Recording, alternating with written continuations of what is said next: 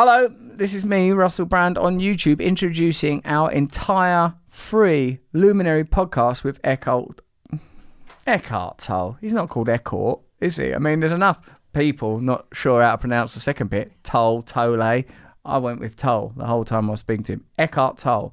But let's not start saying Eckhart. That's confusing for all of us.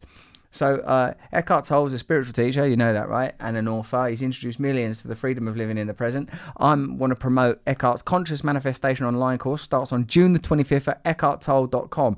Eckhart shows us how this time of challenge and accelerated change is an opportunity to manifest from the awakened state of consciousness. I don't think so. He doesn't want us to awaken from... He doesn't want us to awaken from being awake. I mean, where do you go from awaken, Jen? You know, we're including a link in the description. Use that link because then people will know that Russ gets things done. You can listen to more episodes of Under the Skin only from Luminary on luminarypodcast.com. You can get a subscription for as little as $2.99 a month. There's loads of good people on there. Trevor Noah, Karamo, Lena Dunham, me. Hundreds of hours of stuff. It's bloody good. It's not available in all markets though. What you thought it was going to be in all markets? It ain't in Chaz, for example. So enjoy this conversation between me and Eckhart Tolle. Thank you for making time for us. Well, thank you. It's the next best thing to meeting in person. I hope that will happen also soon. Yes, I hope so. Eckhart, Jenny, who produces this show, has asked if I can ask you if you can record the audio on your phone so that we have that additionally. Okay. If that's convenient for you. Let me just see whether I have this big microphone here. I'm not Eckhart's sure. just produced a magnificent microphone. I've never seen anything like it. It's extraordinary. Have a look. I mean, I can't see. I can see you on this. Oh yeah, you're monitoring. It's a Larry King mic. Don't go away.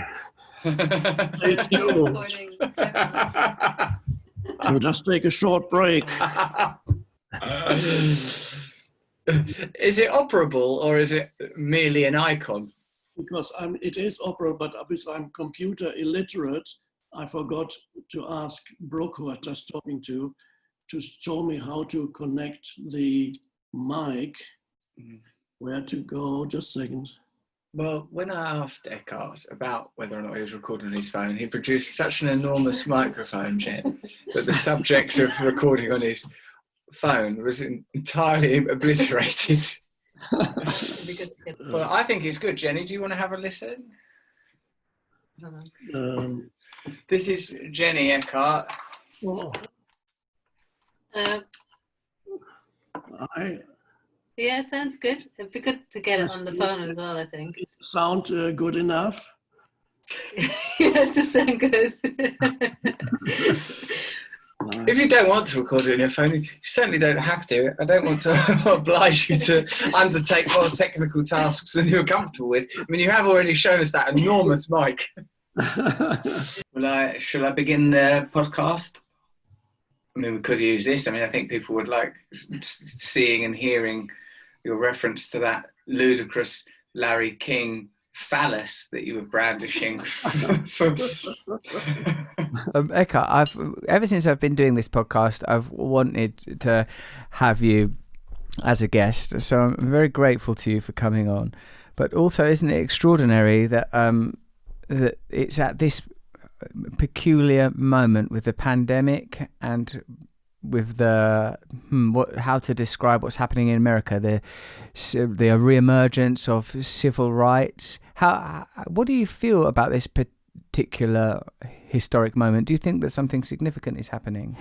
Yes, we live at the time of great change and also a time of enormous adversity too. We started with the virus, and great change and adversity are actually inseparable, because humans will not change unless they are faced with obstacles and adversity.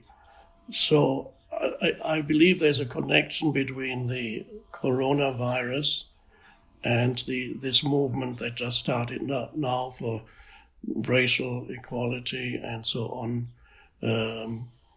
the virus presented an enormous challenge for millions of people. And every challenge is an opportunity for waking up. We may need to talk about what exactly I mean by waking up or awakening. It means, of course, a challenge, whatever form it takes, whether it comes on a personal level, just affecting you, or whether a challenge happens collectively when there's a huge challenge or some form of adversity that suddenly arises in the collective, and it challenges millions of people. And this is what happened with the virus. And in the face of challenge, whether it's of a personal kind or a collective kind, you cannot stay the way you are. You can go either one way or the other. So one way is a challenge makes you more unconscious. It pushes you deeper into egoic reactivity and negativity, and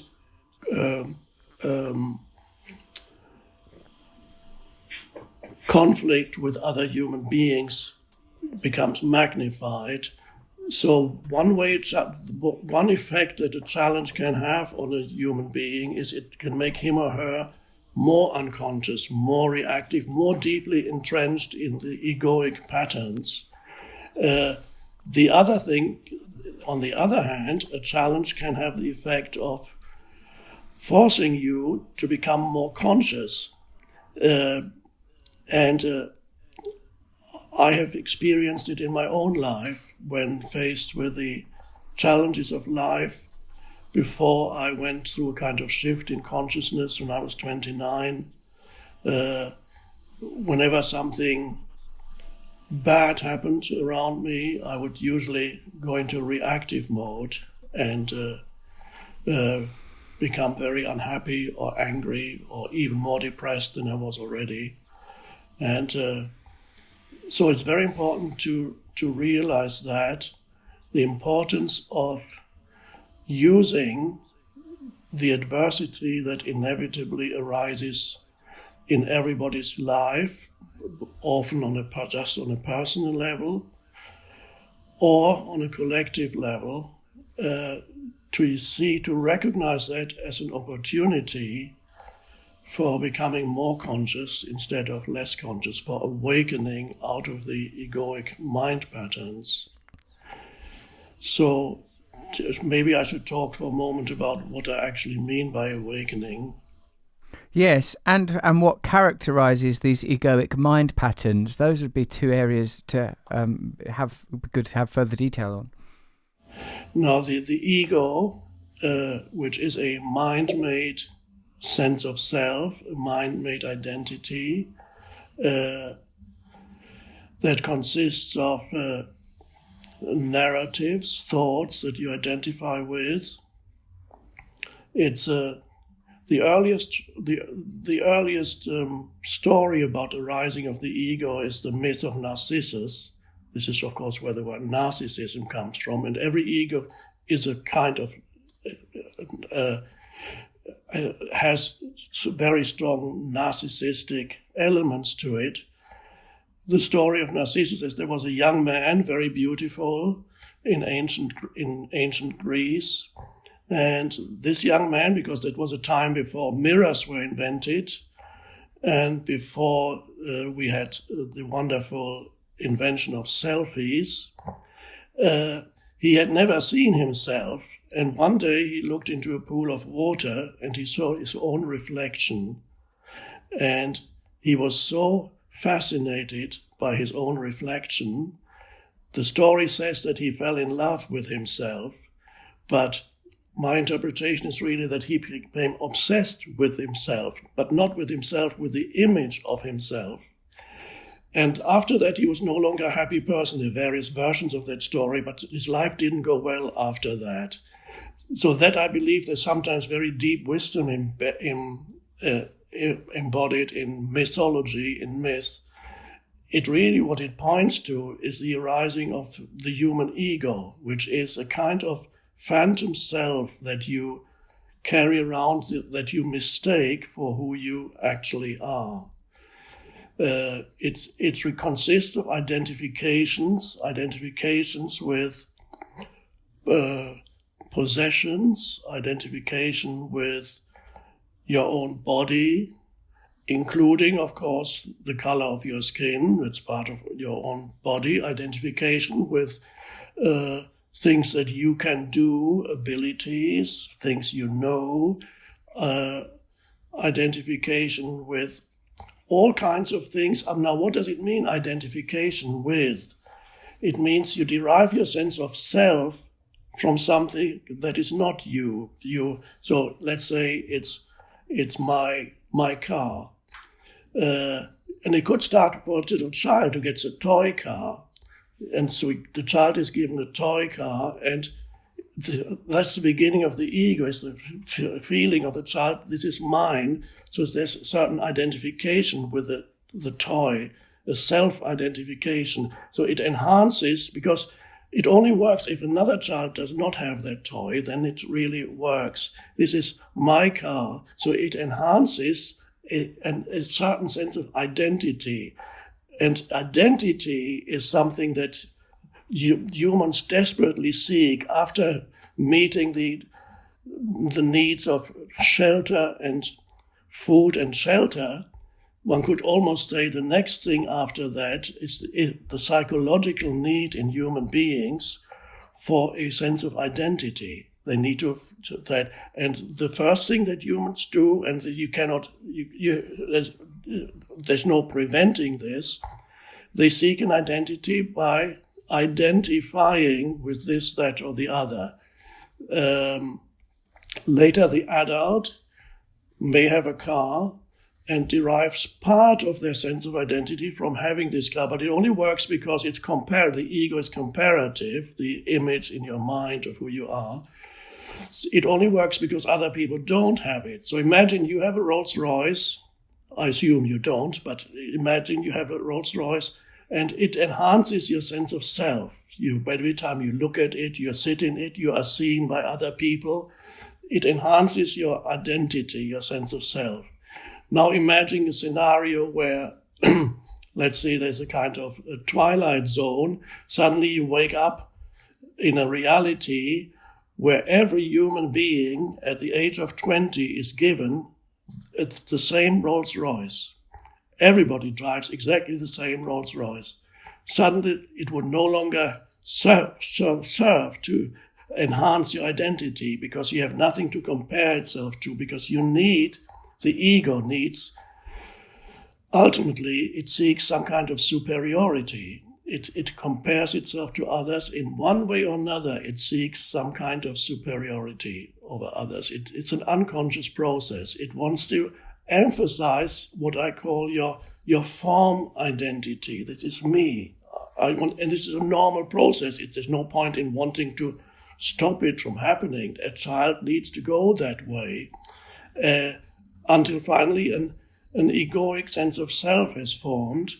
And when we talk about identification, what are we really talking about? Let's say you identify with a possession or with an achievement, or you identify with the way you look, and that could give you a happy identity because you look better than most. For you, that's probably the case. For me, that was not the case. I did not look great. So when my ego was developing, it could not enhance its identity by focusing on that, because my body didn't look great, and my ego was looking for other ways to identify with. But I assume in your case, for example, your ego, when it grew, to some extent identified with the way you look, because the ego always seeks the most obvious thing. And I would have been very happy to be as handsome as you when I was young, but it was not the case. I had to find something else to identify with. And I finally found intellectual knowledge, I thought of myself, I started reading books, and I thought, oh, I'm actually more intelligent than most people. So an image formed in my mind that this is me, and there's always an unease behind it, because the ego is never feels really at ease or fulfilled. There's always an underlying sense of lack, of insufficiency, of not enough. I am not enough. Because ultimately it's only a mental image that you mistake for who you are. It's often associated with a narrative in your mind that tells you about my life. You call it my life. Me and my life. This is me. This is my life. People have a relationship with themselves. Isn't that strange? They have a relationship with them. So this is why you have to... I hate myself. I love myself. In both cases, it's better to love yourself than to hate yourself. But in both cases, there's a duality, there's a split that has happened. There's you, and there's a self that you either hate or love.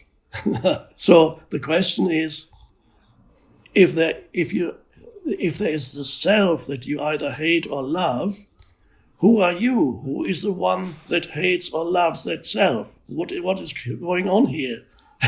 The dog does not have that problem, because the dog has not arrived yet at ego.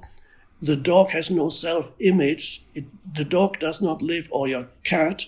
I saw your wonderful video about the death of your cat, just very profound and beautiful, by the way. Thank you.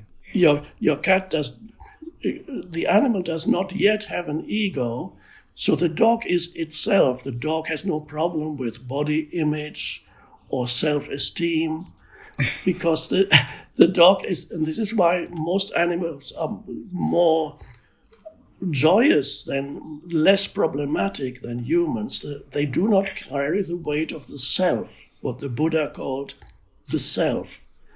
And the Buddha, one of the main teachings of the Buddha is to recognize the unreality of the self, that it is a mental construct that you mistake for who you are. So ultimately, even if you identify with a possession which seems to be out there, the only way you can experience a possession is as a thought form in your mind. So ultimately, all the egoic identifications come down to thought forms, because that's the only way in which you can experience all these identifications. So ultimately, it all boils down to one thing. What you identify with is your thoughts, plus some emotions that go with those thoughts. So the ego ultimately is, when you first look at it, it seems identification with all kinds of different things out there. But when you look at it more closely, all these different things that the ego identified with are all experienced as thought forms. So the ego, then the essence of ego, you could say, is complete identification with thoughts. So, and the recurring thoughts in your mind that tell you who you are, that's the ego. And for people who are unconscious of that, they are so in the grip of these thought forms that they are virtually asleep. There's nobody there other than the dream of thought, the phantom self.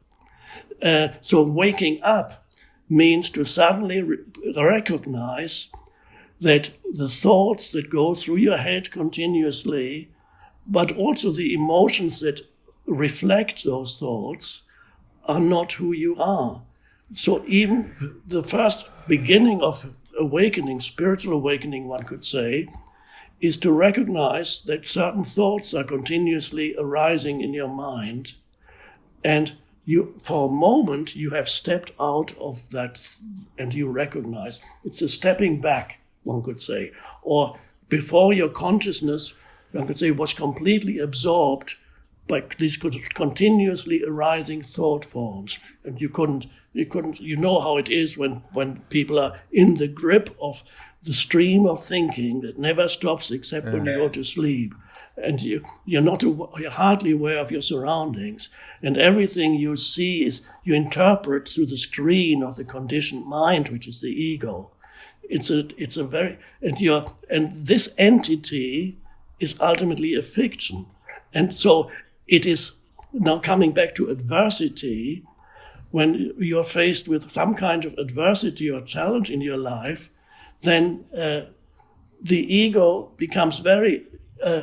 The unhappiness of the ego and the negativity of the ego gets greatly enhanced. So the adversity makes you very deeply unhappy or negative and reactive. It creates a lot of suffering, enormous amount of suffering. But even at the best of times, the ego needs some kind of antagonist. It needs always the other because it defines itself through the other, the one who is not different from me, who is not me. It needs not only the other, it needs to emphasize what I call the otherness of the other. So you have an encapsulated sense of self that depends on its survival for ultimately, to put it bluntly, having enemies out there. It needs the other because its identity would begin to dissolve without the other. For example, let's say in the case of race, let's say there's a person whose ego is to a large extent defined by their race. Now, whether it's black or white or yellow or what it may be, but that is only possible because a certain segment of the people around you are of a different race. Then you can define your ego through identification with that. And the ego seeks enemies. Implied in that is also that it seeks superiority. So it feels it needs to it needs to tell itself that it's superior to somebody else. So if you identify with, perhaps the essence of racism, of course, is in the human mind. That's where it starts. Before racism becomes externalized as behavior, and then externalized further as it manifests in the form of economic and social institutions and systems that we create. Before all that happens, the ego the root of the ego must be sought in the human mind. That's where it starts. And how does it start? It starts with identification with a thought form that says, this is me, I'm this color, and there's the other who is less than me. It starts with that. And that's a terrible thing. The ego does that.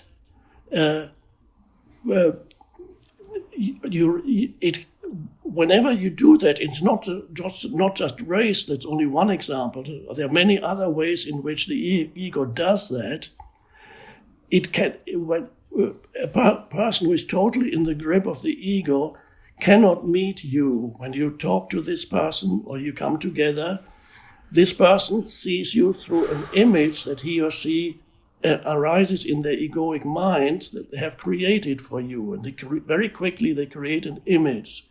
They cannot relate to you. They relate to their own mental image of you. And that's a terrible thing to do to a human being. What you're actually doing is you're imposing an identity on the other and see the other through this fiction of an identity. And so you're never meeting that human being at all. You're only meeting the constructs of your mind. So there's always that total separation with the other. And that makes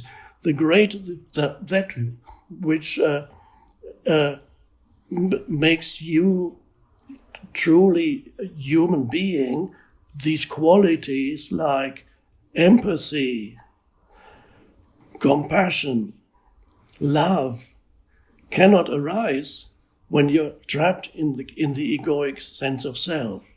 The ego doesn't want these things. It cannot survive these things.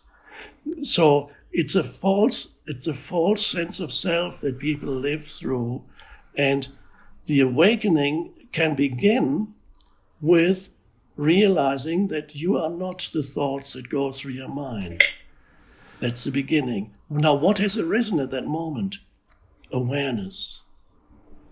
Suddenly, you realize that there is a dimension of consciousness in you that's not thinking, but just conscious. That is the awakening, when you realize that you are underneath it all your sense perceptions, all your thoughts, underneath it all, there's this vast realm of conscious presence. There is a presence there, without which you wouldn't be able to perceive anything, you wouldn't be able to think anything. It arises, it's a little bit like, I compare it sometimes to, before you live on the surface of the ocean, you're a little ripple on the surface of the ocean. And this ripple only knows itself as a ripple. And it looks at other ripples and sometimes feels threatened by other ripples or wants to use other ripples to enhance its own sense of self. And it's always fearful. It always compares itself to other ripples. A very unpleasant and frustrating way to live. It hasn't realized the depth of its being, because the ripple is only a temporary expression of the vastness of the ocean. But it doesn't know that. So if the ripple for a moment comes to us, if the continuous thought, in this analogy, the ripple, of course, is the human being, and the ripple, when the ripple stops thinking for a moment, and this is the key, for a moment, you come to a cessation of the stream of thinking. And what's left when you're not thinking about your history, your personal history, or the future? You're just becoming aware of this moment, yourself, this moment. But what is that self? It's no longer the historical self. You can't say very much about it. There is an underlying sense of presence, of alive, conscious presence. It's still, but it's alive. And there's not much you can say about it. It's always been there. But it's always, before you realize that, until then, it had been overlooked continuously. Because sensory perception and thought, especially thought activity, is so noisy that you are not aware of that underlying dimension. It's a bit like, let's say, one could use another analogy. This is a strange analogy. Let's say you are a room, and the room wants to know, who am I? So the room would say, well, there's this furniture here, there's the sofa and the chairs and the table, and there's the wall and the ceiling and the floor, and there's this and that. That's me. To describe itself in terms of content, the content. And then you ask the room, is there anything that you have missed that you are? No, because you're looking for more content. No, I've listed, this is all the content of that, what I am. And then suddenly, perhaps, you point out, haven't you missed the essence of who you are? And that's the space. That's the space in this room. Is the essence of the room. Is not the content in the room. It's the space of this room. That's the essence. But the room had never been aware of that. That its essence is this space that can never be destroyed. That is actually timeless. And in this analogy, that space is the space of consciousness within you. So you are not the content of your mind. ultimately, because the content of your mind, that is your form identity. That includes all the things that constitute who you are on the level of form, which is the body, things you interact with, all the things, sense perceptions and thoughts. Every thought is a thought form. So you, on that level, and there's nothing wrong with form identity. You have to honor your form identity, acknowledge it, honor it. You can honor your form identity also racially. You can honor the color of your skin and perhaps cultural things that you are associated with your ancestors. You can honor all that. But if that is all you know, it's not enough. You have this, that still keeps you trapped in a very limited sense of self, and you still need the other to be in some way inferior, whatever way. Or on the one hand, you honor the world of form and your form identity, your body also. You don't say, I no longer believe that I'm my body, I'm not paying attention. No, you honor your body, you give it food, exercise, nutrition, you do the best you can, you honor it, but you're not confined by it because you realize that all that is to do with the content of consciousness. So I call that sometimes object consciousness. That the two dimensions in your life, you have object consciousness, which is all the things that arise in your mind. Every thought is an object, it's a form that arises. Every emotion is a form that arises. All this is object consciousness, and that's the content of your life, consists of this, lots of things continuously arising and subsiding. It's object consciousness. For most people, that's all they ever know in their life. And then object consciousness, this is all you know, and you know nothing else. You do not know the deeper dimension, which I call, it sounds a little bit like science fiction, I call it space consciousness. So you have object consciousness, which is your daily life, frustrating if you don't know yourself as the underlying space consciousness. Then to only inhabit object consciousness is very frustrating, because object consciousness is never satisfying for very long, and it's continuously challenging, very frustrating. One damn thing after another arises. You sort out one thing in your life, another problem crops up there. When you only live in object consciousness, you have a feeling you never arrive anywhere. You're always trying to get somewhere. You never feel, I have arrived, and if you do, it's very short-lived. And then you realize, oh no, I haven't arrived.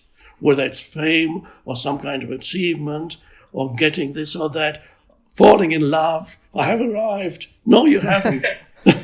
You haven't. So the same person that gives you the illusion that you have arrived because you've fallen in love, this person makes you happy. 2 years later, the same person makes you unhappy. You haven't arrived. That's wedding and divorce is what I'm talking about. It's very common. Nothing satisfies you for very long, and things continuously leave you too. The Buddha talked about all that when he talked about the impermanence of all things. So this is object consciousness. Object consciousness is frustrating, and ultimately and as you grow older, you become more and more disillusioned with the world, and you think you become kind of often bitter and resentful, and you've seen it all, and it's all your opinions are very rigid and fixed. You know it all, and you've seen it all. Don't tell me about this, I know. And your reactive patterns, and you've missed the most important thing in human life, which is the awareness of space consciousness. And when I say the awareness of space consciousness, it's an error that is through language. Language has a subject and an object, but it's not the awareness of space consciousness. The awareness is the space consciousness. So in space consciousness is so simple to become aware of, just for in a moment of no thought, but you haven't fallen asleep, you haven't fallen below thought. I call it, you can either rise above thinking, like right now in this moment, I can see you, and in this moment, you are present, but not thinking. There's nothing to think about. And in this moment, I am present, but not thinking. I'm not preparing the next thing I'm going to say, it just comes out. And you're not preparing the next question you're going to ask, but it'll come, but you don't need to prepare it. So you become familiar with that state of spacious awareness. And that is your essence identity. To be rooted in that, it's ultimately very simple. I don't know why they don't teach that at school. I mean, the most important life lesson is the transcendent dimension of life, of who you are. To find all the ancient teachings using different terms and different words, they all point to this possibility of realizing the transcendent dimension of who you are. Whether the Buddha actually calls it, the translation is shunyata, emptiness, but the better translation would be spaciousness. That's the essence of who you are, shunyata, spaciousness. Jesus talks about the kingdom of heaven, which in my translation is not, kingdom I translate it as dimension, and heaven, which is the vast, heaven when you look up at the sky, that's the closest thing you can get to spaciousness in the sense-perceived world. The closest thing you can get to spaciousness is to look at the vastness of the sky or heaven. In many languages, heaven and sky is the same word. So you look at the vastness of sky, which is vast spaciousness. So the kingdom of heaven is the dimension of spaciousness. It's a dimension of consciousness that is possible to realize, and it's not usually difficult. This is why then they asked Jesus, where is the kingdom of heaven? When is it going to come? And he said, the kingdom of heaven cannot come with signs to be perceived. You can never say it's over here or it's over there, because the kingdom of heaven is within you. In fact, he was saying it is the essence of who you are. Consciousness is, but it's not only the essence of who you are, it's the essence of the universe itself, because you are just a microcosm of the universe. So when you realize the essence of who you are, the universe is realizing its own essence through you, this little thing, through you. It's such an amazing thing. Why this is not common knowledge, I don't know. Humans have been asleep. It's occasionally awake people where there's teachers and others we never heard of. I'm sure quite a few that we never heard of, that perhaps only were able to teach one or two people. And teach simply means to point the way. This, go there. It's not teaching in a spiritual sense, does not mean to add content to your mind. So normally when you say teach, you add content to the mind. But spiritual teaching is, one could almost say, to remove content and realize that beyond the content of your mind, there's a vast dimension of spacious presence. And once you awaken to that, it starts with a simple thing. You become aware of a gap between two thoughts. Become aware that when you first look at something, let's say you go out into nature and you look up at a tree, and always in the first moment of looking, there's no mental noise, because you're just there as a presence that's taking in the sense perception. 2 seconds later, perhaps, the mind begins to interpret it and says something about it. But if you can catch the first moment, whenever you use your sense perception, you're listening to something, a sound suddenly arises, and you pay attention and you listen, And in that alert listening or that alert seeing when you first look at something, you can become aware. That's a natural arising of spaciousness. You don't have to do a spiritual practice when you become aware of that. And when you become aware of that in the first moment of sensory perception, there's no mental interpretation yet of the sensory perception. When you become aware of that can actually be prolonged automatically. That the interval, before you name it, before you classify it, before you interpret it, there's an interval of still, spacious presence. And that makes your whole life much more deeply enjoyable. You begin to actually enjoy this world of form, the object consciousness. Why do you enjoy it more now? Because you are no longer dependent on it for your deep sense of joy and satisfaction. So you're no longer at the mercy of what's either happening or not happening in your life. So you can allow this present moment to be as it is, because it already is. It would be madness to fight what is. Then you can take steps, to change things, and that this is also the place where, of course, all intuition arises from that spacious presence, all creativity arises from that spacious presence, and what we call wisdom. Wisdom is a deeper intelligence, not just the analytical intelligence that can be measured with IQ tests. That's a tiny fragment of intelligence, IQ tests. By the way, I can't do IQ tests. I give up every time I see an IQ test. I say, what is this? My mind just doesn't go there. But I don't think it's a small aspect of intelligence. But what the world needs is not more knowledge, more intelligence, because if there's only intelligence without the awareness, the deeper dimension of the essence, that leads to destructiveness. You need intelligence to build atom bombs. You need intelligence to build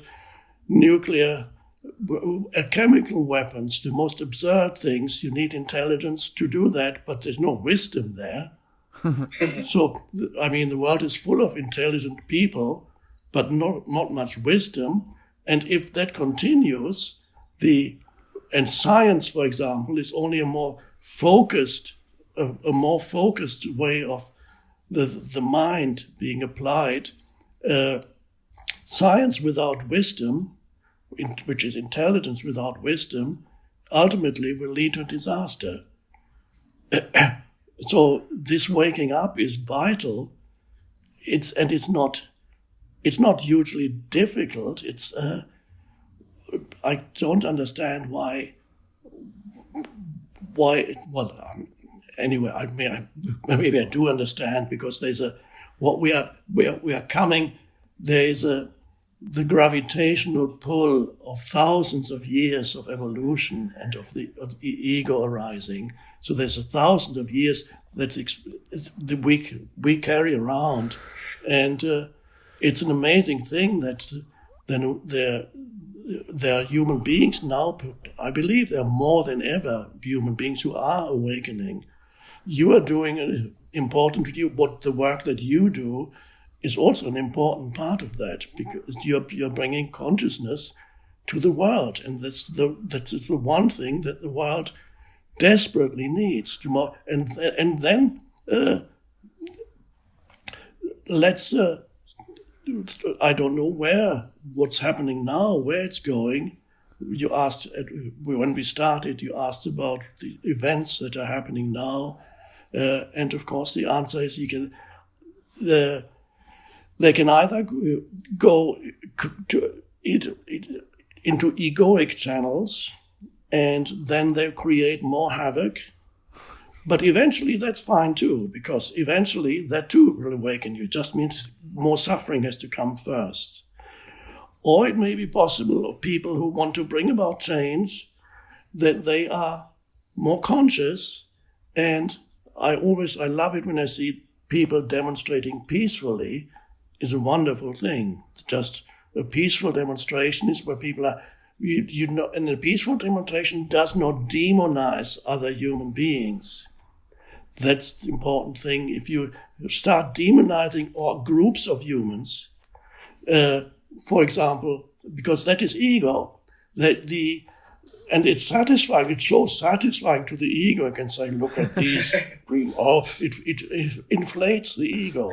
Which you can demon. Police, there's a lot that needs to be changed in the way policing, and there are, of course, policemen or women whose ego gets enormous satisfaction from the power they have, and the ego loves that. You're very unconscious, but that it is absurd to say that all police are evil. It's just totally absurd. There are many good human beings who do a very difficult job, and yet, yes, we need to change the whole structure and the way that it is done. That's necessary.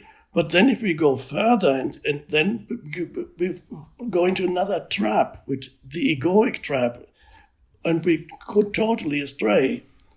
But that's fine too. If that has to happen, then you will regress. And regression in consciousness is also a way of evolving. And that's an interesting fact, that the universe evolves not through order, the play between order and disorder, order and chaos. Cosmos and chaos. Cosmos means order.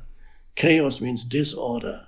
So we need the two operate continuously, both in a personal life and in the life of the collective. We always think of course, we should strive for order in our lives. It's good to strive for building things up, creating things. That's all part of order. Creating things, building things up, and so on. But no matter, although you should strive for order, no matter how much you strive, you will encounter the eruption of disorder into your life in one way or another. It cannot, because that's how the universe evolves. Everything, when I walk in the forest here, the forest is a coming together of chaos and order, because when you look at the soil, it's full of decaying plants. There's death everywhere. All the vegetation, the soil, and the scent that emanates from the soil, it's decaying matter, something dissolving, but the decaying matter is food for the new life that's arising. The two go together. And on a human level, the evolution of consciousness often needs a regression into disorder because before a new level of consciousness can be reached. In my own life also, I had to go into despair, and I had to find a point of near suicide before an awakening happened. It was necessary. My life was just falling apart in my mind. I couldn't take it anymore. Complete chaos. And it was, so it's often the case that the regression is necessary for a next level of evolution to happen. And that's, whether this is happening now, we'll wait and have to see it. But sometimes it is possible for evolution also to happen without the regression from time to time. But in this, where we are now, it doesn't matter where it is. I see the whole, in long term, I'm very optimistic about the evolution of human consciousness. Not necessarily short term, but I'm a short term undecided, but I'm a long term optimist, because I know that the evolution of consciousness is inevitable, because that's the entire purpose of the universe, is the evolution of consciousness. The universe is an awakening being.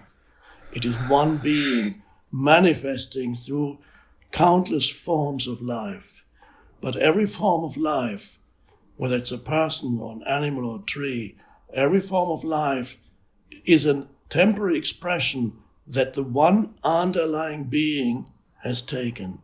So there's this, and gradually this one underlying being is in the process of creating this universe.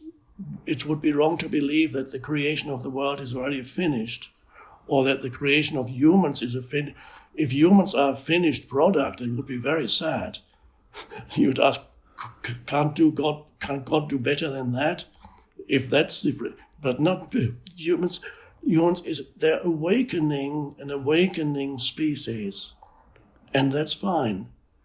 So I'm quite happy with the way things are going. If we need a regression, there's a French expression, excuse my French, but it's reculer pour mieux sauter, which means something like to step back in order to jump better. When you want to jump, you have to go back first and then you jump. So often the regressive step is necessary, but it's not perhaps always necessary. So we'll have to see. I've been speaking too much, perhaps. No, perfect. This tenacity of egoic consciousness that seems predicated on separateness, how do you think it is a result of evolution that it is so tenacious, this ability for it to reassert? Do you see many of our systems and cultures as the ongoing assertion of this energy? Has egoic consciousness become the priority for the organization of our systems, our economic, financial and political systems?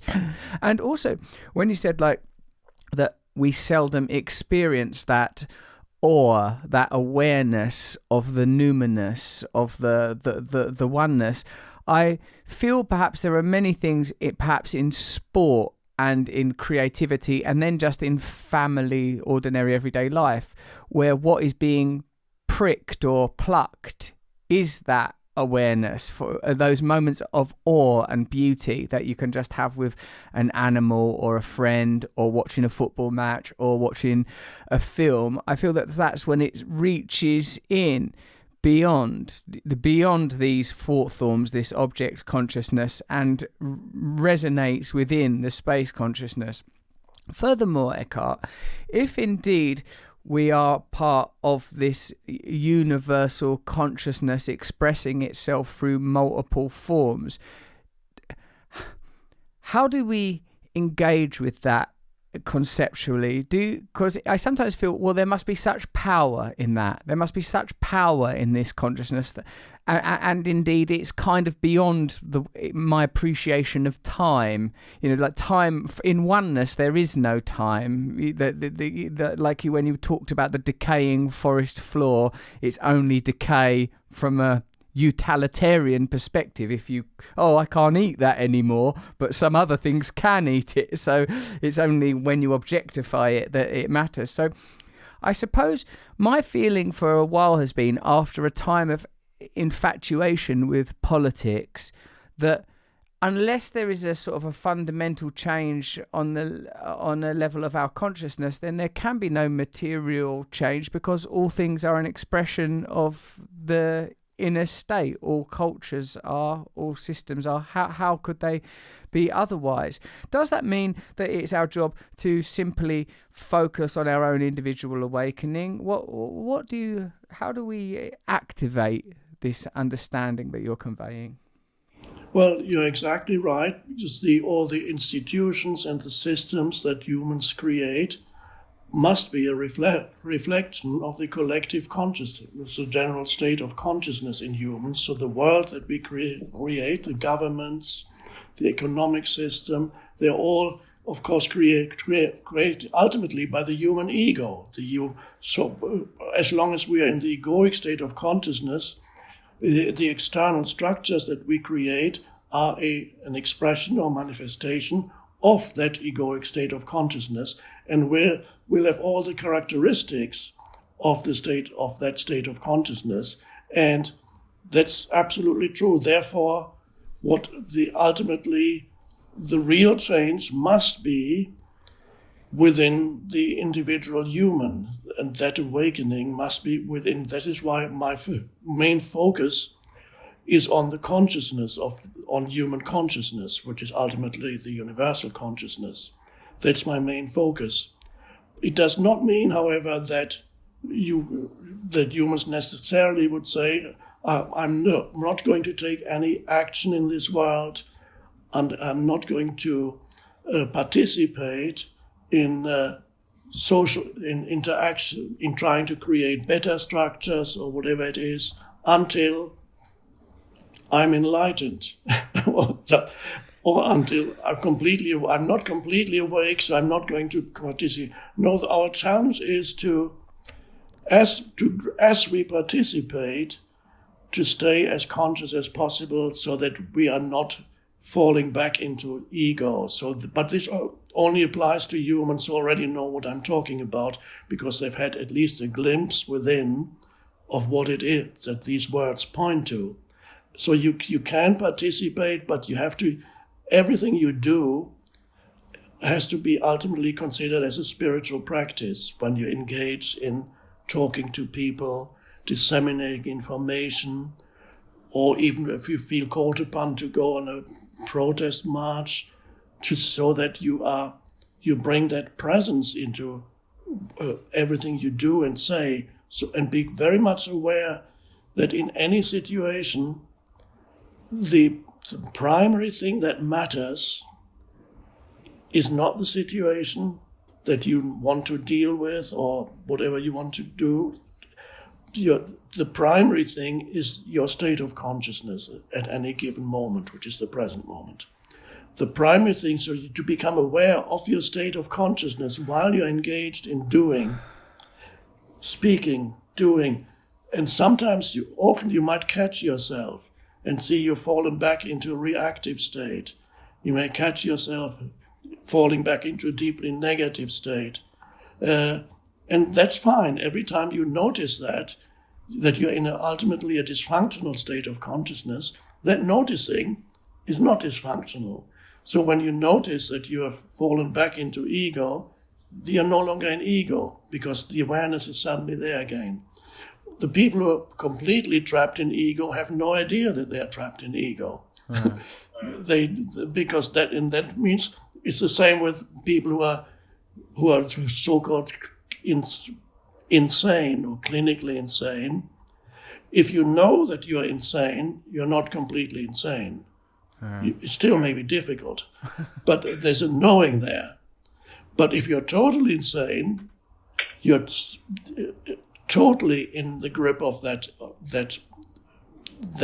mind structure, the insanity, then you don't know it.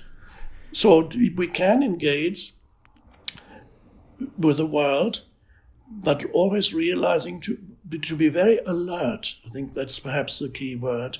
As you engage, as you talk to people, as you take action, as you interact with people on social media, make sure that you don't just type something in as reactive response, put out a lot of negativity, react to somebody who is very negative.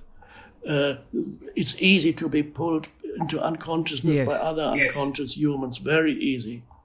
And so online you have to be doubly careful so that you don't engage in spreading unconsciousness into this world.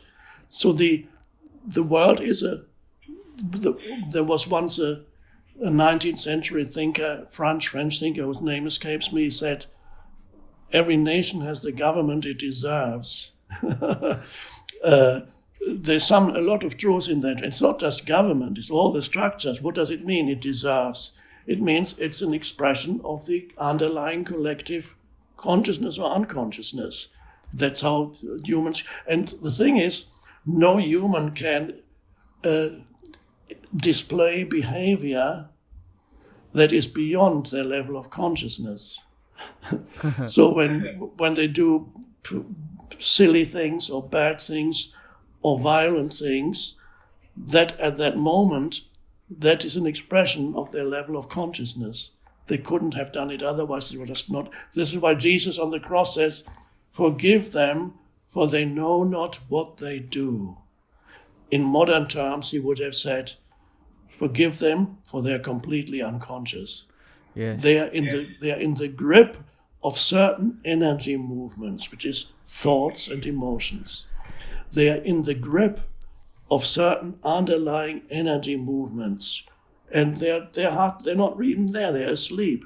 It's energy movements moving through them. So you have to be also very careful of what we might call the hive mind, especially in the computer age of social media, and the hive mind, so that this is the collective, that suddenly the energy movements they flow into your mind, and you think these are all your opinions and viewpoints. No, you have linked into the hive mind. And the hive mind, you have to be careful. It's very likely that the hive mind is not conscious, but unconscious. That there's a lot of ego in it. And you recognize it easily if other people are demonized or condemned continuously, or groups of people. Then you know you're in the collective hive mind, the egoic collective mind. Very dangerous. It's interesting that we live in this atheistic time with its fixation on materialism, intelligence, and logic. This sort of certainty that everything can be measured and technocratically measured, that you can harvest data and observe people's behavior and predict their actions as a result, that there is a determined, I would say, removal of the sacred. And I feel, Eckhart, that unless people engage with the idea of the sacred, by which I mean oneness, love, divinity, and that, to use one of your earlier analogies, that beneath our temporary ripple form, we are participants in one ongoing phenomena of beingness, unless our systems are organized on that principle, we will continue to perpetuate conflict. And what is, I think, so difficult is, how do you, like, when I think about myself, which that's basically all I do, I recognize that I'm continually stimulated by fear and desire, and sometimes this fear and desire is, internally manufactured. I'll just start getting frightened about something that might have happened, or I'll get frightened about something that has happened in the past. Or desire, I should have this, I should have that, I want people to think of me this way. But I noticed that whilst these are sort of indigenous traits, fear and desire being sort of fundamental to human survival, to obviously fundamental aspects of human survival, these are also ideas that are promoted, stimulated, like a sort of an ever-present, almost pornographic objectification and sort of the titillation of sex, which is sort of, I suppose, changing somewhat because of identity politics. But even identity politics, to a point you made earlier, is about identification. And I can understand why people that are from oppressed, marginalised, neglected or ignored groups would want to assert that their identity is as valuable as any other identity, but I can sense that there isn't yet an emergent recognition that actually we are beneath the outward expression of ourselves is more important than the choices or otherwise that we use to express our outward self. Yes, that's very true. And so one could almost say we need to learn to live in two worlds. One is a world of form. That's you as a person, not only the physical form, which includes, of course, we talk about race, color of your skin, physical. That's perfectly fine. We're not dismissing it as totally irrelevant. Wouldn't want to go there and dismiss the world of form as totally irrelevant, because if you do that, the world of form, if you say, oh, it's all, or you could say form is all illusion. Some people say that on the deepest level, it's kind of true, but I don't want to go there. If you dismiss the world of forms, it's all illusion, I don't have anything to do with it anymore, you're in for a very rude awakening, because the world of form will challenge you. Even if you deny it, it will challenge you. It's here to challenge you. It's not here to satisfy you. It's here to challenge you. But you have to, instead of in some spiritual traditions, there was complete turning away from the world. And I don't think that is the way to go, especially for us now, to accept the world of form, and as I said before, to honor it, that is also important, and that includes racial consciousness, for example, to see that your race is actually, there's great value in that, and there's a huge tradition, there's all your ancestors and so on. For black people or native, especially native people too, they have all the suffering of their ancestors that goes back centuries, and all that is important to recognize and to become aware of. And they might find that within themselves as what I call the pain body. Pain body is accumulated emotional suffering from the past, your personal past, suffering from childhood. It doesn't just disappear. It leaves traces, energetic traces in you of pain, emotional pain. And humans carry this pain body, which is like a little entity that periodically comes up and wants to actually experience more pain. I call it the pain body. In relationships, people often have it every 2 weeks or whatever. They go through their drama.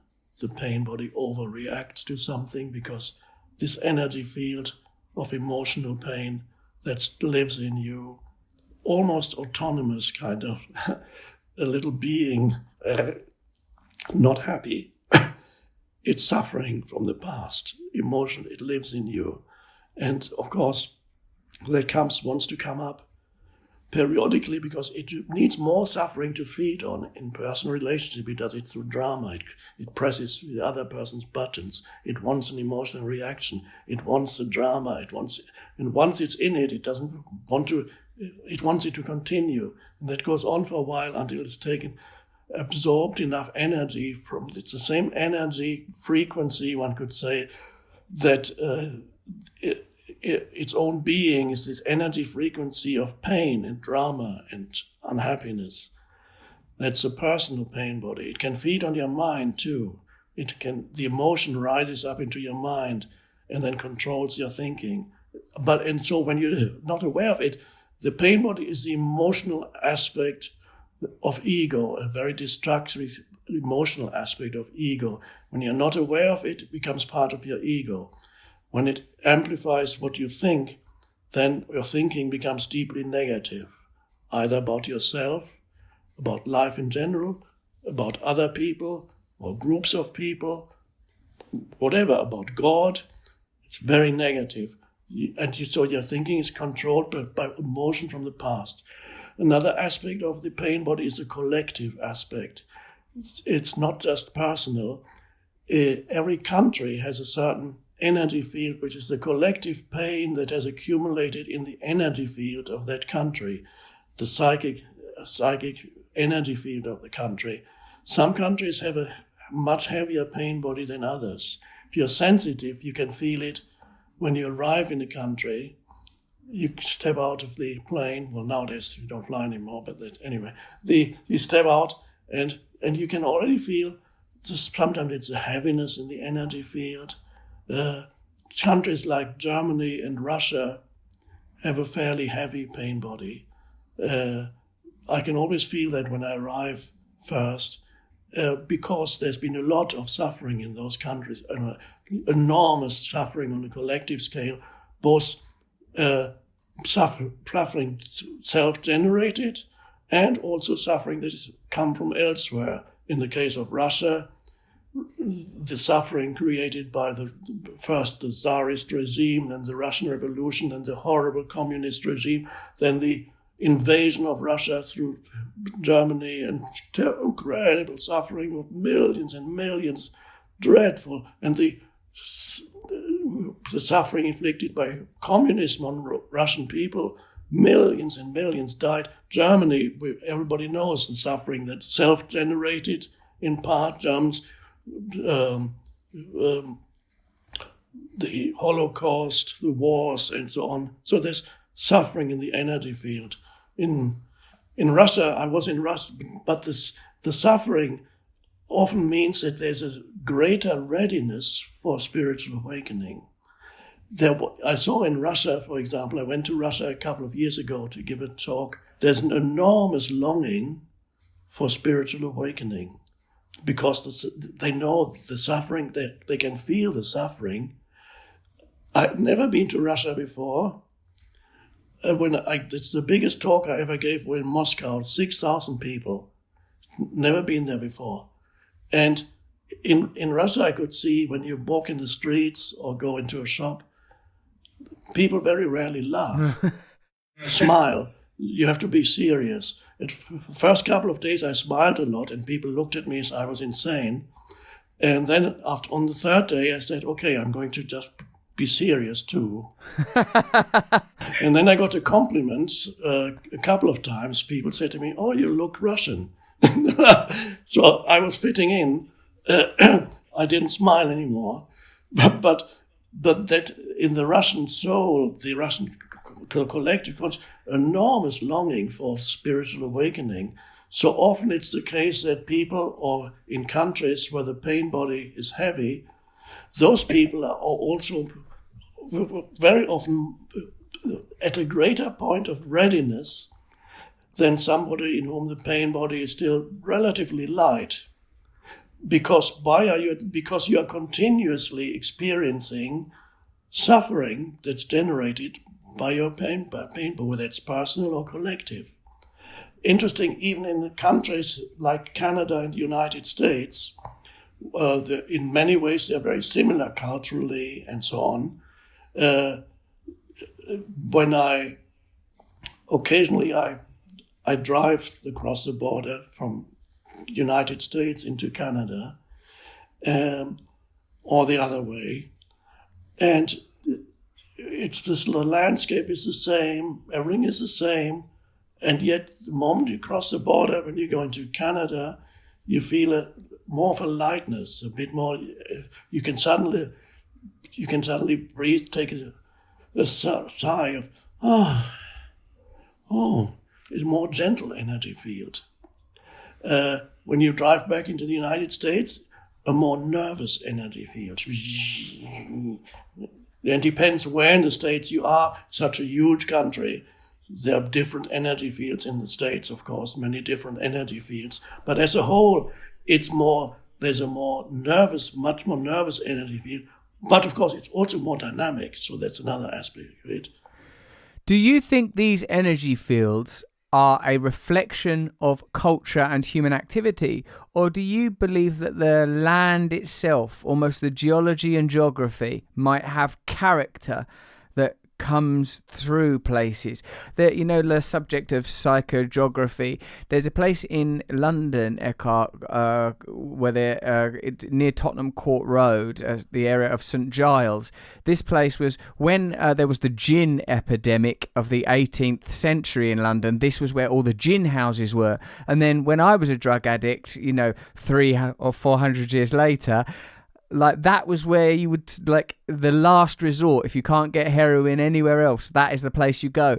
Every so often they try to gentrify this area. They've tried again, actually, with a sort of an international rail link, but it's like there's something in the energy there that is, in this case, to do with addiction, hedonism, self-destruction somehow. I wonder if there's some character there. And while I'm on this little flow, I sometimes feel that in addiction, when you watch people with very severe addictive tendencies or chemical dependency, it is like they're trying to destroy themselves, but are going about it in the wrong way. It reminds me of your famous phrase, "I cannot live with myself any longer." A lot of addicts will use idioms like, "I want to get off my head. I want to get out of off my face.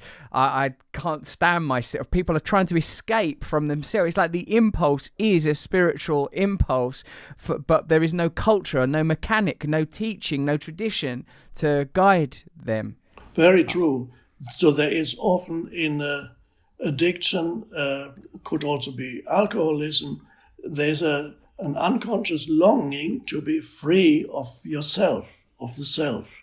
Because it's experienced as such a burden to live with yourself, and I experienced it too. But many people, they go to the drugs because, as you just said, the self is experienced as something very heavy, and it's a burden. And then what they do is they by the intake of these things, temporarily frees them from themselves. But of course, they always have to come back. But how does it free them? It frees them from themselves by taking them below thinking. Mm-hmm. It takes you below thinking. And that's one way of becoming free of the self, because the self is mind generated. It's a mental image.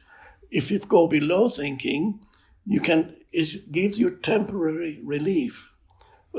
You can also have sometimes people, just before they go to sleep, you're already halfway between the state of wakefulness and sleep, and you can suddenly feel this enormous sense of well-being as you move towards the unconsciousness of sleep, because you've been freed from yourself and all your problems and all the turmoil in your mind.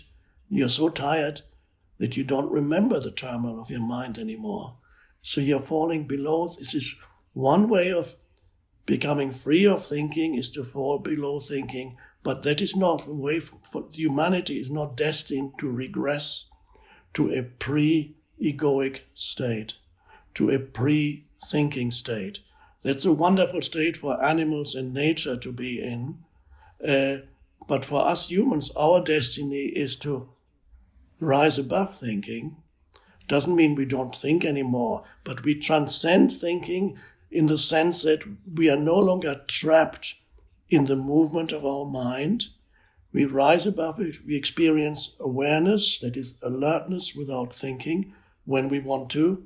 And then we can think more productively and more creatively. So we transcending doesn't mean that we completely think we still need our minds. We need to think, but not the destructive, problem-making thinking of the egoic mind, which is lack of awareness. Our destiny is to become free of the self by rising above it, transcending, not falling below.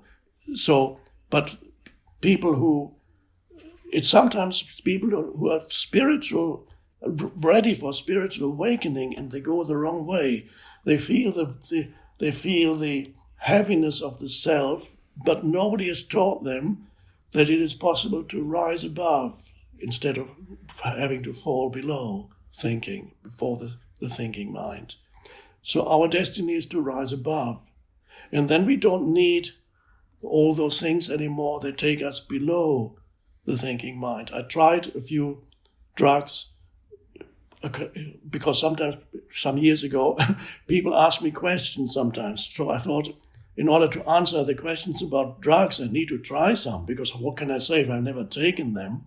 So I tried, of course, pot when we were in Amsterdam, and I can see what it does to people. They smoke, and you can feel that kind of wooziness coming over you.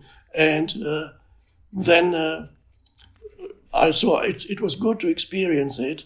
I much preferred my normal state of consciousness, so I was very happy to come. And I was still aware even while it was happening. So, but okay, I thought, okay, I don't need this again. I know what it's like. I also tried acid, LSD, on another occasion many years ago. And again, because I needed to know what people were talking about.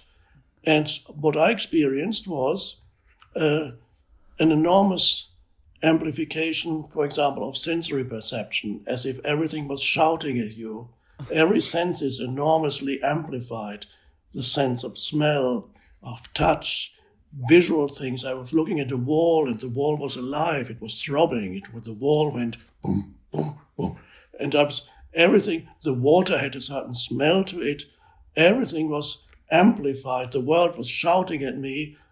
And of course, I didn't experience it as particularly pleasant, but I know why some people feel drawn to it, because it cuts out your thinking mind, because everything, the experience is so overwhelming that the whole conceptual mind stops. So it can give a person a glimpse of what it also, I mean, sometimes you see the miraculous nature of simple things. You hold up a glass of water or something and say, this is so amazing. And it is. But I mean, ultimately, it is amazing. But before you didn't realize it, because you experience all the world only through your conceptual mind. Everything becomes immediately conceptualized. So you inhabit a dead concept. It's not only a conceptual universe. Your whole identity is a conceptual identity, which is ego, mentally fabricated identity, and to be taken out of that. So for some people who are very much trapped in their conceptual mind, I imagine it's a revelation to experience something without the interference, without this dense screen of conceptualization. And you say, wow, the world is so miraculous, which it truly is. But I think for some people it might be an opening to have that experience. But if you become dependent on something for you to experience that, ultimately it will lead you astray. It will not ultimately help you to rise above thinking. It will eventually take you below thinking. So although it can be an opening perhaps for some people, as Huxley wrote about it, the doors of perception and so on, it can be an opening. But once you know the state of presence, it's so much more beautiful and alive than anything you could experience through any kind of substance. And so again, I never needed to experience it again.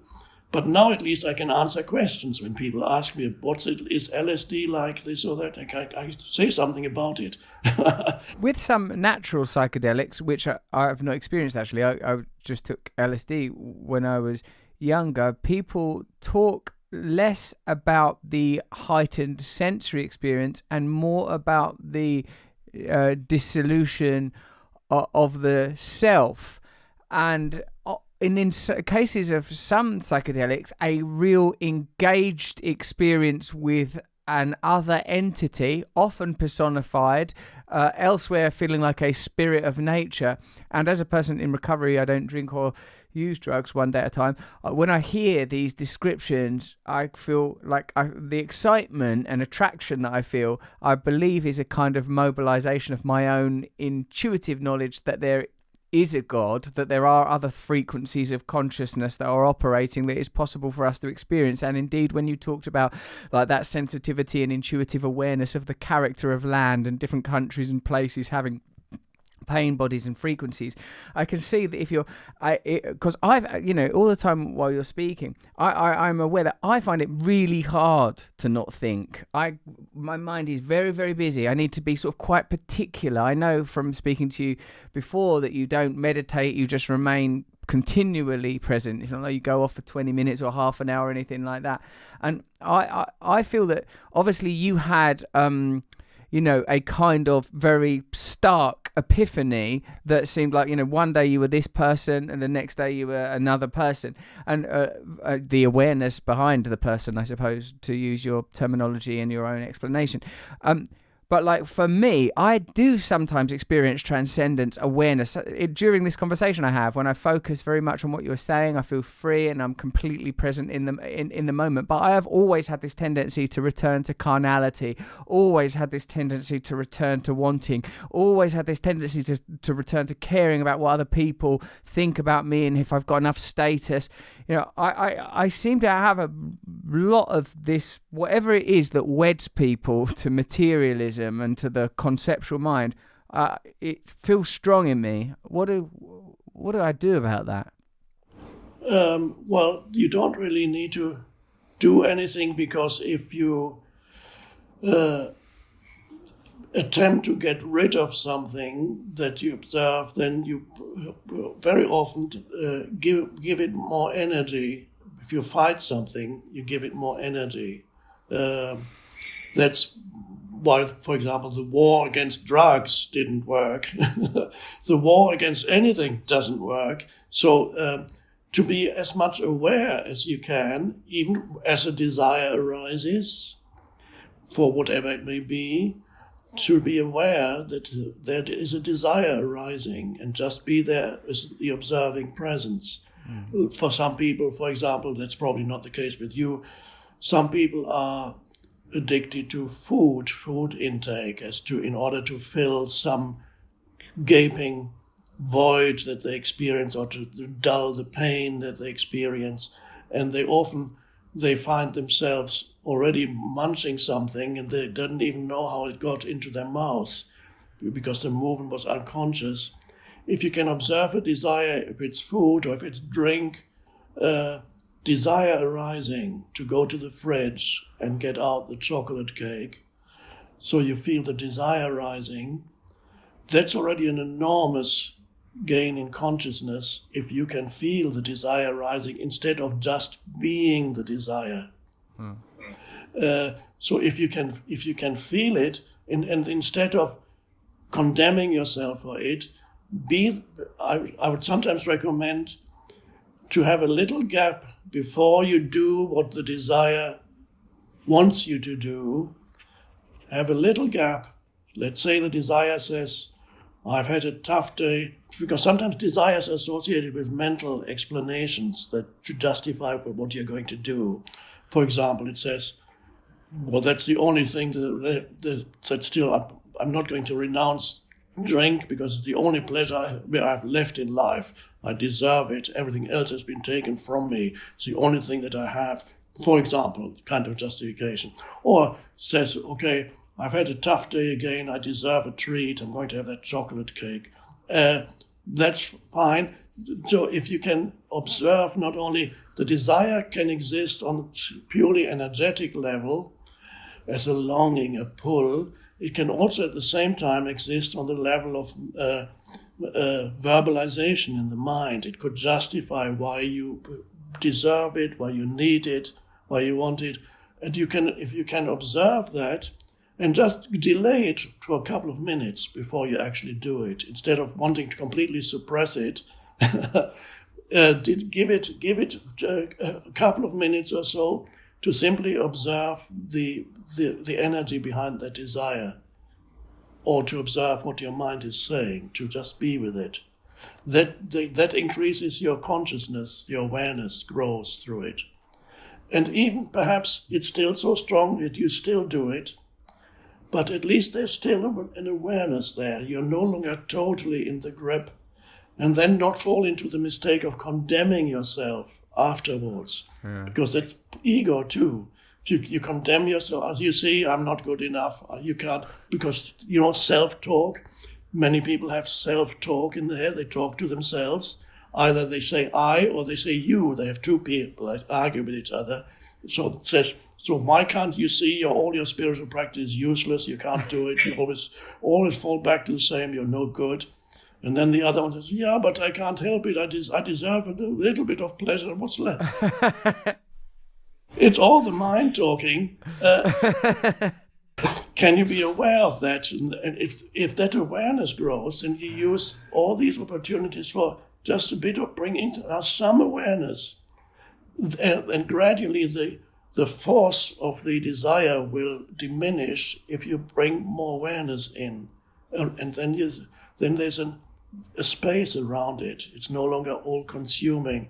Now, of course, there are some drugs that are so destructive that heroin, for example. Now, heroin is one I'm not going to try, even though people might ask me about it. But it's very nice. I have known people who had how destructive it can be for many people.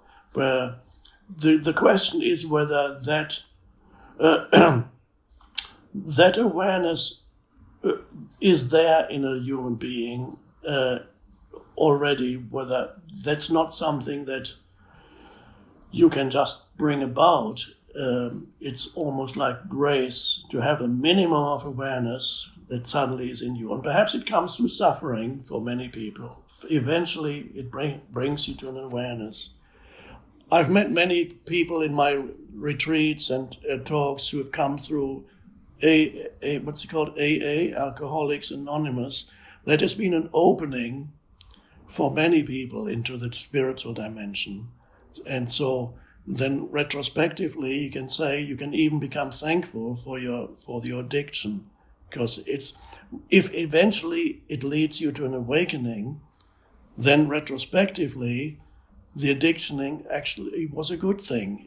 Any pain, any suffering that you have been through, if it leads you to this point of awakening, retrospectively, even if it all while you were in it was completely meaningless, suddenly it has meaning. It's brought you here. All the suffering has brought you to this point of where you see the possibility of awakening and transcending and realizing the transcendent dimension to who you are, which is also the transcendent dimension of life itself. And so it's all worth it. Thank you. Since you had that awakening, which for me it sounds like your experience was about pain, body, depression, suicide.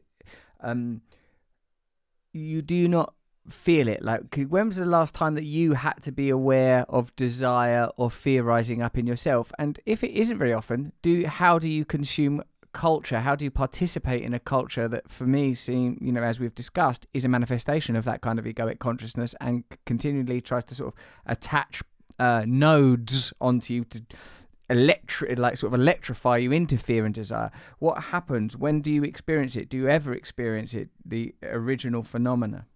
And I enjoy things. I enjoy a couple of glasses of wine with dinner.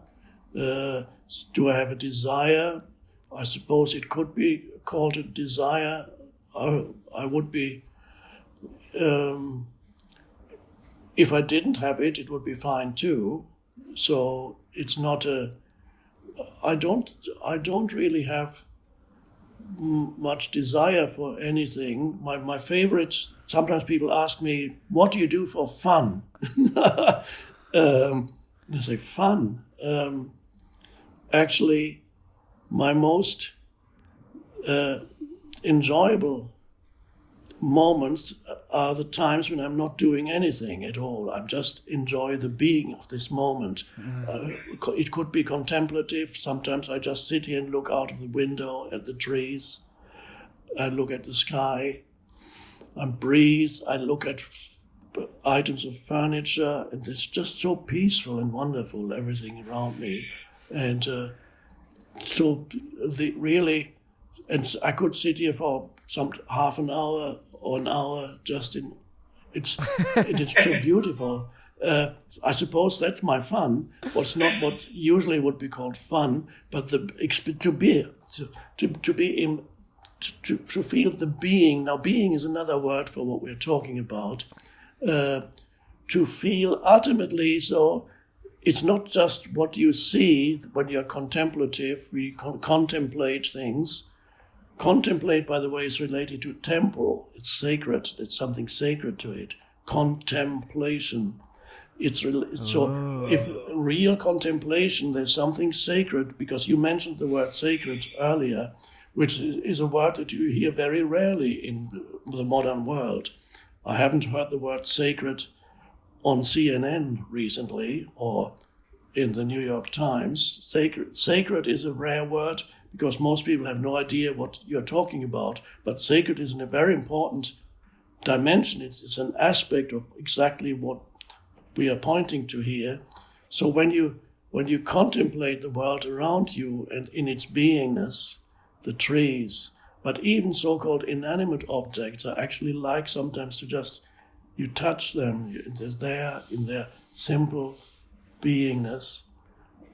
And what really underlies all that is feeling within the joy of just being, the joy of being alive, of being. And that is what in India, in the Indian Hindu tradition, is called Satchitananda. Satchitananda are three words that are strung together as if were one word.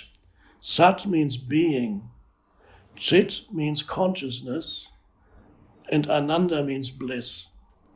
So if you string these together, being, consciousness, bliss is a single thing or no thing to realize what. So when you are in that state of Satchitananda, it's a simple realization that you are the beingness of you.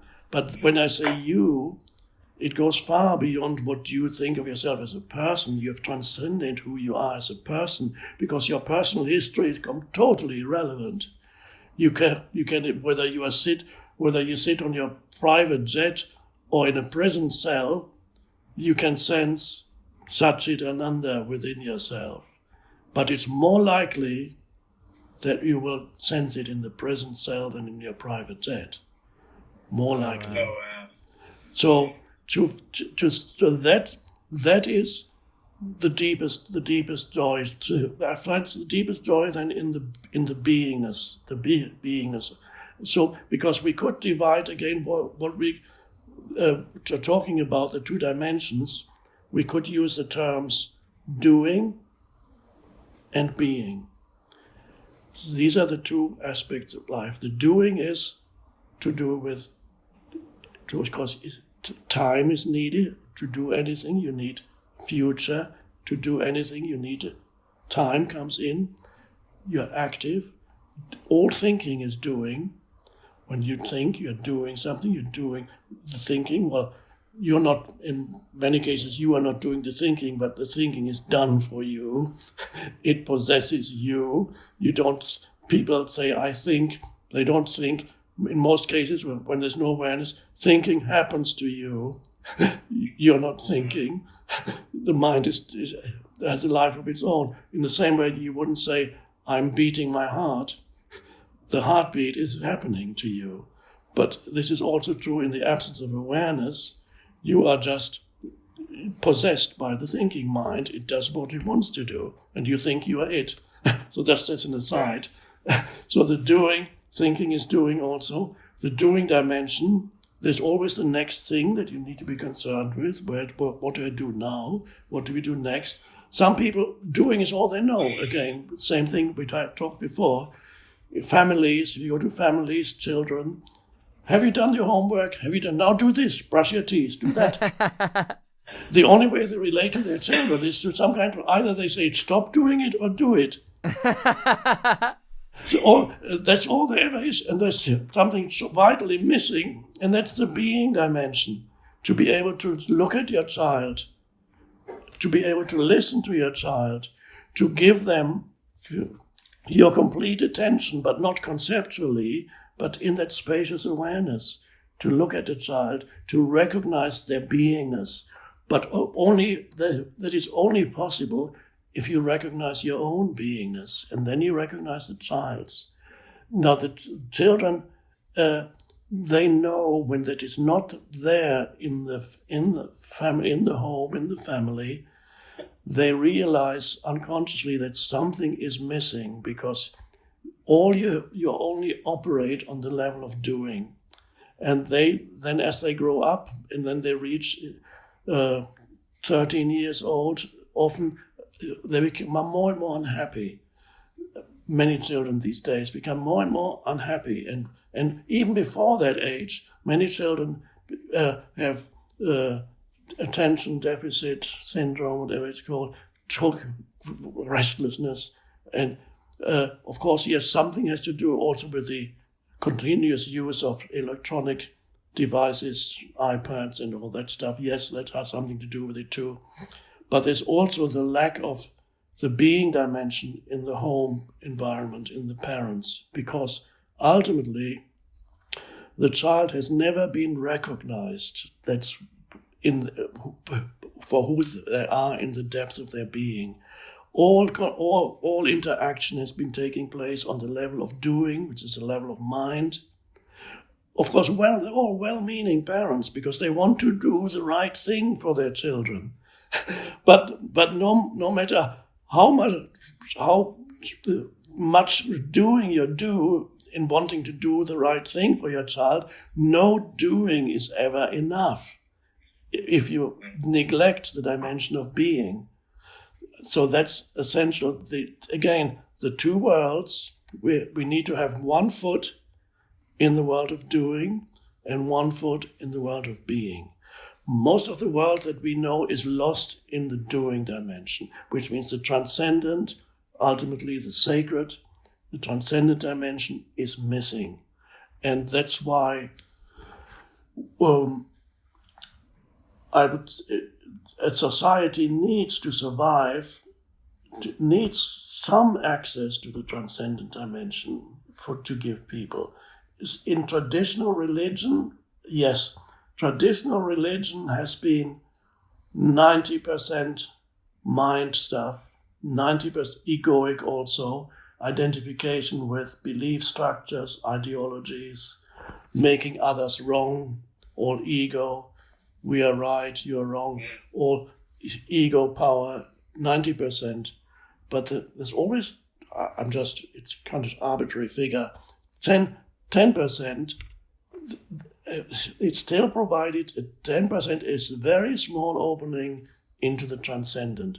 Even if just by reading some of the parables of Jesus or a few deep passages there are some incredible jewels in the Bible. There's a lot of mixed stuff there. Of course, the Bible is many, many books written by many people.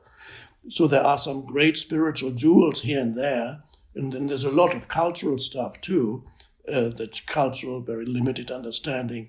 But anyway, religion has provided traditionally a small glimpse for quite a few people still, just a glimpse of the transcendent. For example, looking at Jesus on the cross, which at first seems a strange thing. If you come with an extraterrestrial here, you might think, why do these people that are on their knees in front of a person who is nailed to the cross? This is so weird. But if you look more deeply, there too, it could, if it's used rightly, it's not always used rightly, it could have been some open, for many people it was a small opening into transcendent dimension. How? By identifying with Christ. The suffering of Christ is also my suffering.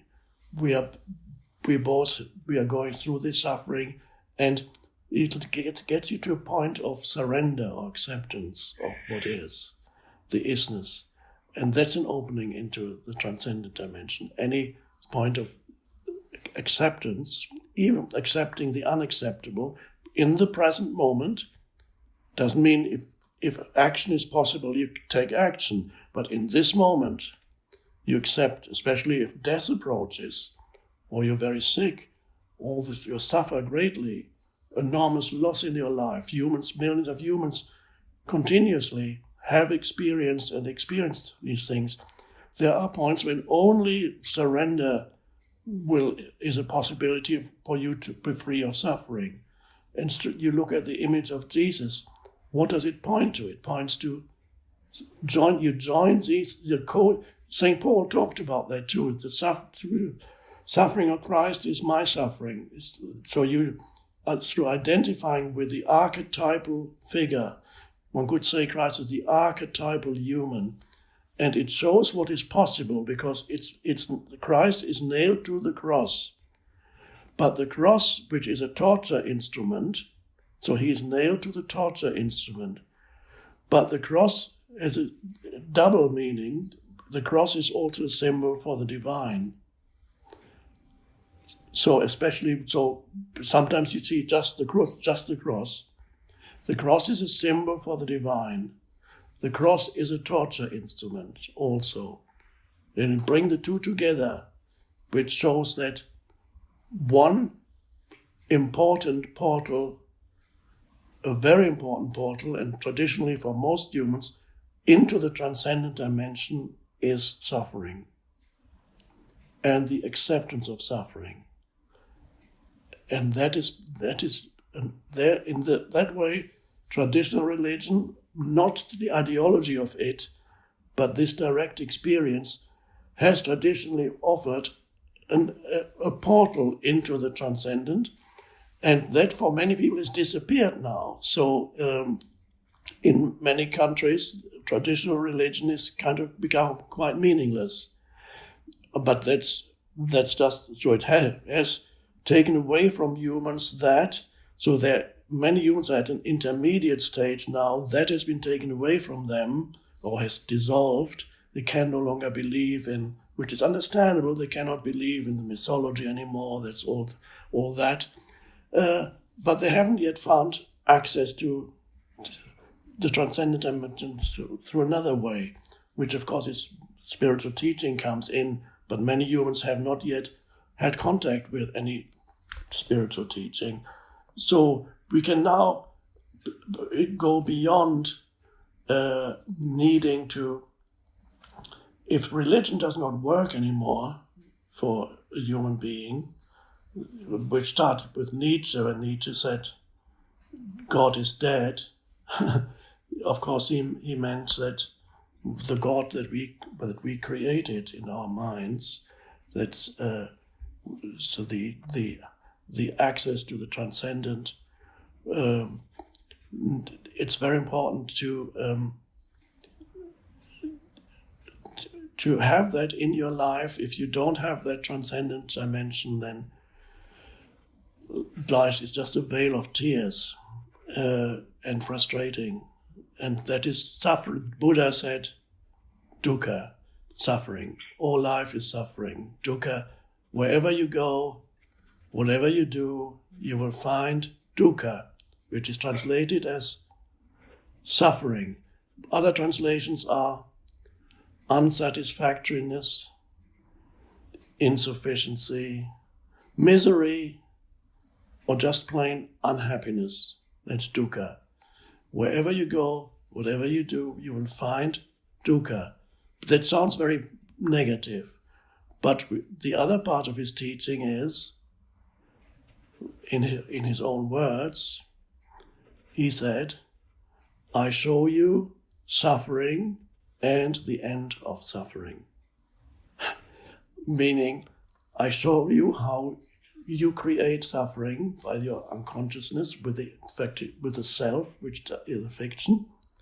And I show you the Buddhist teaching is also to realize the kingdom of heaven, which the Buddha calls emptiness or spaciousness, which is a dimension of consciousness in you. If you don't find it, then life is suffering. The end of suffering is finding the transcendent dimension. Then life is still challenging, but the challenges of life are no longer converted into suffering. That's a miracle. Yes. I could see that how like fun and pleasure are an unconscious attempt to kind of defibrillate the bliss that you described, Sat Chit Ananda. It's an external way of trying to vivify this dormant bliss that is lacquered into stasis by the dominant egoic consciousness. I like what you said about the image system around the crucifixion, that the God made flesh must suffer, must die in order to be reborn as God consciousness, as aware consciousness, after some time in the cave as well, after some time in the darkness of the cave. I'm thinking too about what you have said, Eckhart, in the recent both primarily mathematical analysis of the universe reveals that it's likely, because I believe that it's true, but even from a mathematical perspective, possible that consciousness is a intrinsic part of the universe, not evolved from matter, which is no different from the paradigm of there is a creator, there is awareness, there is God in an even shorter word. And I like what you said too about it being a kind of intermediary moment, a shrugging off of the old orthodoxies and institutions, but not yet a recognition of the all-encompassing sacredness trying to really realize itself in the present. Of course, the thing that you have perhaps best known for is this be here now, presence in now, the power of now. And it seems to me that is your teaching often returns to come back to now. You said once to me, that the minute you finish teaching, that's it now. You're not that identity anymore. Now you are so that you are using the senses and awareness as kind of instruments of the sacred to continually bring you back to the presence, whether it's feeling the energy of your own body or using your senses to observe what's happening. Yeah, I've understood some things. Yes, wonderful. Thank you. Thank you. So carry on with the wonderful work you are doing to bring consciousness. Yes. That's what's needed. I will do this. I've gone back and forward all my whole life between ego and purpose. I get I recognize something and it feels very clear to me, and then my ego comes in and claims it and makes it its own, and then everything falls apart and explodes for me. This time I'm very determined very determined. I will just try to stay present and trust God. But thank you very much for showing me and showing everybody so much clear wisdom in such a simple, accessible, humorous and funny way. I do lots of stand-up comedy about you. I don't know if I've told. One day you will see the stand-up comedy show that I do, and I think you will like it. There's impressions of you. There's quotes from you. There's lots of things in my most recent show. So hopefully you will see that soon. Oh, thank you. Great. Right. Thanks, Russell. Thank you, Eckhart. Thank you for spending so long. It's the longest podcast I think we've ever done. Thank you. Yeah.